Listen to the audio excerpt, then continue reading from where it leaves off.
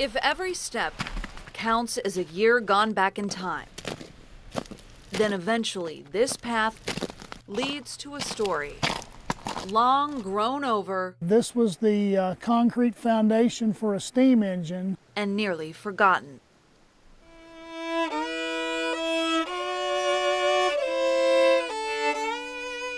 When people walk through the woods here now, they could walk right past this area and never realize what an important part of Tennessee history occurred at this very spot. But Barry Thacker sees what many miss. What the passage of time has nearly erased at Coal Creek. On May 19th, 1902, every male member in the town of Fraterville perished in this disaster except for 3. 216 men. Would walk down the trail. 216 men. Had just gone into the mine. 216 men. Who came to work that day were killed. Sadly, this has been a part of Tennessee history that has been forgotten.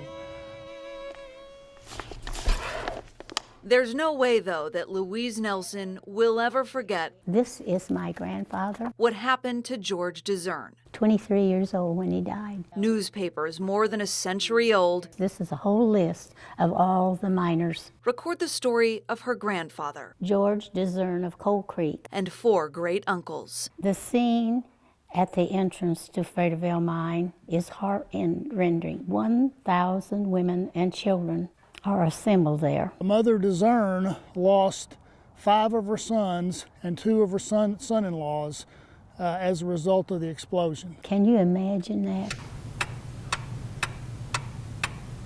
At 96 years old, as Louise nears the end of her life, It takes, you listen to it. Look how fast it's going. She begins to understand how short it is. And it goes by so swiftly. And holds her family's history a little tighter. I don't want these men to be forgotten. I don't know of anything that's more important. Nearly 100 miners killed in the explosion at Fraterville are now buried here.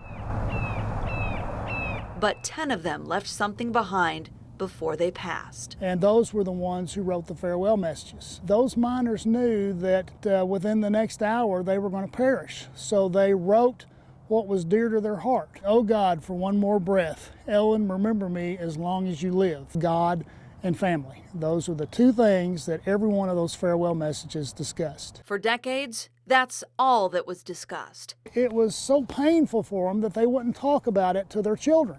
And eventually, the story slipped away. Many of the headstones say that the miners are gone but not forgotten. And sadly, this has been a part of Tennessee history that has been forgotten.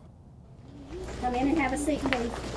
Forgotten until Barry brought it back to life. Come in, have a seat, please. In every 5th, 8th, and 11th grade classroom On page 247. in the state of Tennessee. My grandfather was a coal miner. The history of Anderson County's coal mines is now required learning. There is an amazing amount of history here.